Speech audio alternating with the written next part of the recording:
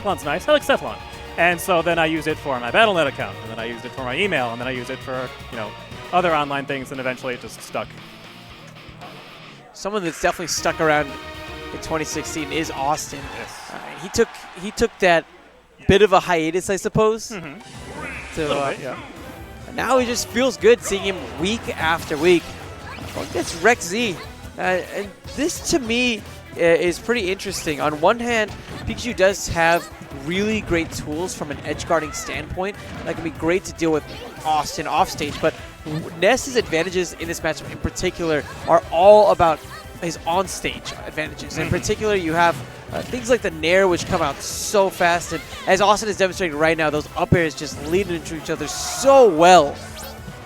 Yeah, Just deal a lot of damage. One weakness that Pikachu has is that he is sometimes dealing with really big hitboxes. The hitbox, similar to the other smaller characters, his limbs are very stubby. He doesn't have super big disjoints, so to really attack someone, he needs to get up in their face. He's really fast and got the burst movement of the up B, so he can get there quick.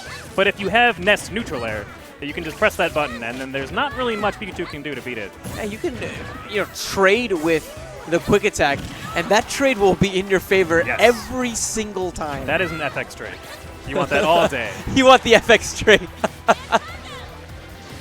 I love that. That was actually perfect. Up air from Awestin, actually perfect as well. ReQzee having, again, a tough time because of what you mentioned, Pikachu's stubbiness, but he's definitely been getting a lot of leverage off of these grabs.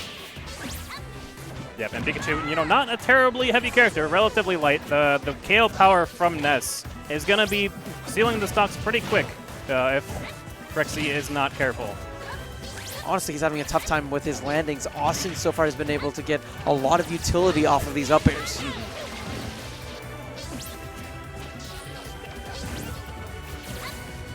Again, it's center.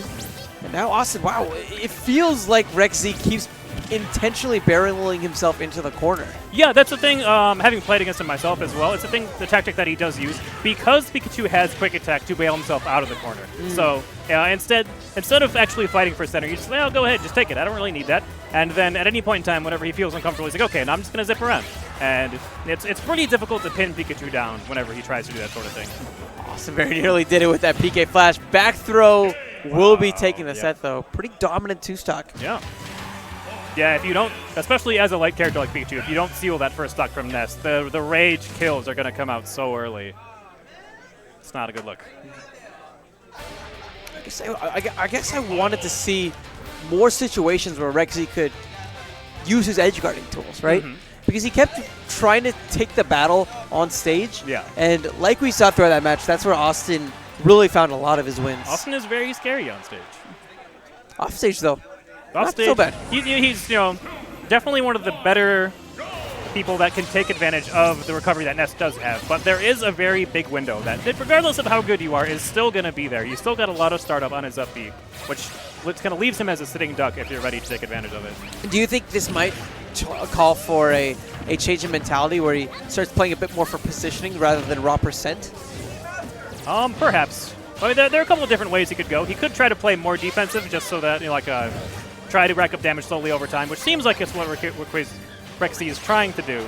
But Austin's rushdown, making that pretty difficult game plan. He's having a tough time landing alone. Those PK Thunders are mauling him alive. Awestin. I mean, just another beautiful grab from him.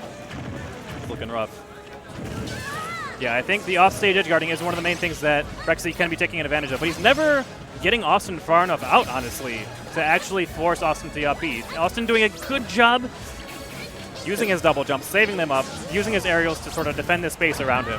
I don't think there's been one opportunity for ReQzee to actually hit him out of his up B. Oh, going for that forward smash.